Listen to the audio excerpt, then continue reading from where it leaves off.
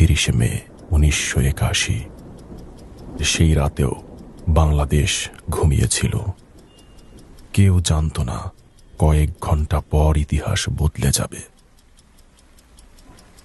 কিছু মৃত্যু শুধু একজন মানুষকে থামায় না, থামিয়ে দেয় বহু অসমাপ্ত বাক্য, বহু পরিকল্পনা, বহু মানুষের স্বপ্ন। তারপর আসে সেই সকাল, এক অদ্ভুত নীরব সকাল। চারিদিকে ছড়িয়ে পড়ে একটি সংবাদ, আর একটি দেশ কিছুক্ষণের জন্য যেন সব কিছু ভুলে যায়।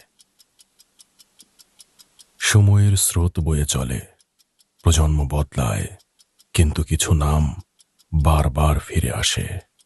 বাংলাদেশের স্বাধীনতার ঘোষক শহীদ রাষ্ট্রপতি জিয়াউর রহমান তেমনই একটি নাম, যা এই জাতির সাহস, আত্মবিশ্বাস এবং নিজস্ব জাতীয়তাবাদ ফিরে পাওয়ার গল্পে মিশে থাকবে প্রজন্ম থেকে প্রজন্ম। শহীদ রাষ্ট্রপতি জিয়াউর রহমানের মৃত্যুবার্ষিকীতে গভীর শ্রদ্ধা জানাই। মহান আল্লাহর কাছে প্রার্থনা করি তিনি যেন তাঁকে ক্ষমা করেন, শান্তি দান করেন এবং বাংলাদেশের প্রতি তার অবদান উত্তম প্রতিদান হিসেবে কবুল করেন।